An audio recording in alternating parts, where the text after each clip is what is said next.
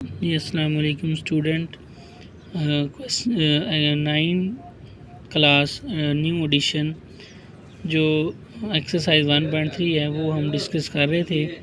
तो student question number 5 हम discuss करेंगे। इसमें वो कह रहा है Myra bought toy for 1500 and sold for 1520, what was the profit percentage.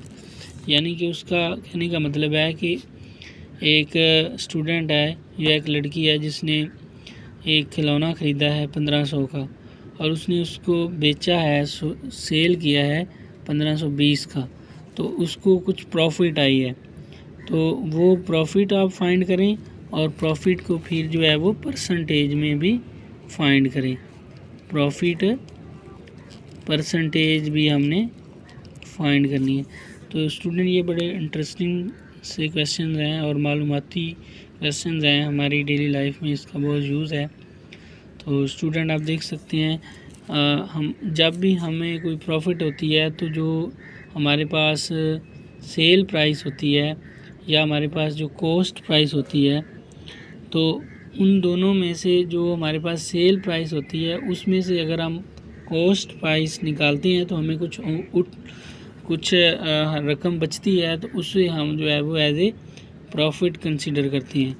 तो यहाँ पे स्टूडेंट देख सकते हैं इसके सॉल्यूशन के अंदर हम पहले लिखेंगे कॉस्ट प्राइस जो जिससे हमने इसको परचेज़ किया था 1500, और इसके बाद जो है वो सेल प्राइस जिस प्राइस पे उसने इसको सेल किया था वो 1520 है। तो प्रॉफिट जो हमारे पास आएगी, प्रॉफिट परसेंटेज हमने फाइंड करनी। इसके लिए पहले हम परसेंटेज निकालेंगे, उसके बाद प्रॉफिट निकालेंगे, फिर प्रॉफिट परसेंटेज निकालेंगे। तो प्रॉफिट निकालने के लिए हमारे पास फार्मूला जो होता है वो sale price minus cost price. तो सेल प्राइस 1520 की थी, ये देखें, उसमें से जो कॉस्ट प्राइस है वो हम माइनस करेंगे तो हमारे पास 20 आ जाएगा। इसका मतलब उसको एक खिलौना जो ख़रीद कर सेल करने पर 20 रुपीज़ जो है वो प्रॉफिट आई है। अब हम चाहते हैं कि इसको परसेंटेज में बताएं कि कितनी परसेंटेज बनती है। तो स्टूडेंट उसका फार्मूला होता है प्रॉफिट का, जो हमें प्रॉफिट आई है उसको हम डिवाइड कर दें कॉस्ट प्राइस के ऊपर जिसमें से हमें प्रॉफिट मिली थी, उसको मल्टीप्लाई 100 पे कर दें तो हमारे पास जो है वो प्रॉफिट परसेंटेज में आ जाती है। तो स्टूडेंट ये 2 ज़ीरोज़ हैं, ये 2 ज़ीरो जिससे कैंसिल हो जाएंगे, ऊपर 20/15 आ जाएगा। इसको जब हम सिंप्लीफाई करते हैं, 20 को 15 पे डिवाइड करते हैं तो 1.33% आता है। इतनी हमें जो है वो परसेंटेज आएगी। ये स्टूडेंट 1.33% जो प्रॉफिट है वो इस क्वेश्चन के अंदर जो मेरा है उसने जो खिलौना ख़रीदा फिर सेल किया उसको 1.33% जो है वो प्रॉफिट आई। अब स्टूडेंट जो है वो नेक्स्ट क्वेश्चन जो हमारे पास 1.3 का 6 है वो हम डिस्कस करते हैं।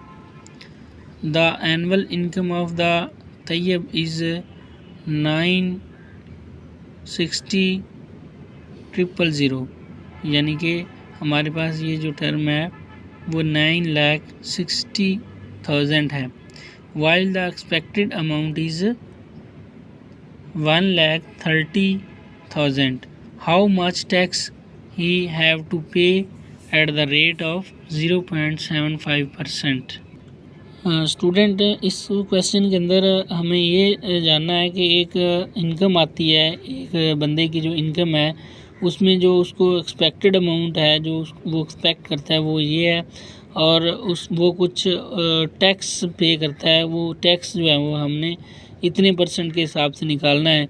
तो देखें स्टूडेंट जो टोटल इनकम उसको आती है वो 9,60,000 है और एक्सपेक्टेड अमाउंट जो है वो 1,30,000 है। टैक्सेबल अमाउंट जब हम निकालेंगे तो इनकम जो उसकी थी उसमें से एक्सपेक्टेड अमाउंट निकालेंगे तो बाकी हमारे पास जो टर्म बचेगी, जो हमारे पास फिगर आएगी वो टैक्सेबल अमाउंट आएगी। तो अब हमने इस जो टैक्सेबल अमाउंट है, ये जो फिगर हमारे पास आई है, इसमें से हमने जो है वो 0.75% जो है वो निकालना है। 0.75% आउट ऑफ 8,30,000 ये फिगर हम लेंगे, इसमें से ये परसेंट निकालेंगे तो स्टूडेंट ये बहुत सिंप्लीफाई हो जाएगा बहुत आसानी से। 0.75% का मतलब होता है 100, इसको हम 100 पे डिवाइड करेंगे, मल्टीप्लाई ये वाली फिगर, ये 2 ज़ीरोज़ इससे कैंसिल हो जाएंगे, इधर 300 आ जाएगा, इधर 0.75 है। तो स्टूडेंट आप अगेन देख सकते हैं यहाँ पे हमारे पास ये परसेंटेज का 100 था, ये 2 ज़ीरो से कैंसिल हो गया। फिर जब इसका हम पॉइंट कैंसिल करेंगे, इशारिया कैंसिल करेंगे, तो यहाँ पे हमारे पास 75 बचेगा और इसके बटे में हमारे पास था जी 100। तो ये 100 फिर से ये 2 ज़ीरो से कैंसिल हो जाएंगी। अब हमारे पास ऊपर टर्म 75 मल्टीप्लाई 83 बन जाएगा। इन दोनों को मल्टीप्लाई करेंगे तो ये हमारे पास जो टर्म होगी ये टैक्स एबल अमाउंट में से 0.75% होगी। जी स्टूडेंट, इसी के साथ जो हमारा चैप्टर नंबर 1 है वो कंप्लीट होता है। इसकी 3 एक्सरसाइज थी, वो हमने एक सिंगल क्वेश्चन जो है वो यहाँ पे डिस्कस किया है। अगर आप लोगों को किसी क्वेश्चन की समझ ना आई हो तो आप कमेंट में हमसे पूछ सकते हैं, और इनके अगर आपको नोट्स चाहिए हो तो वो भी हमसे आप ले सकते हैं। थैंक यू, शुक्रिया, अल्लाह हाफिज़।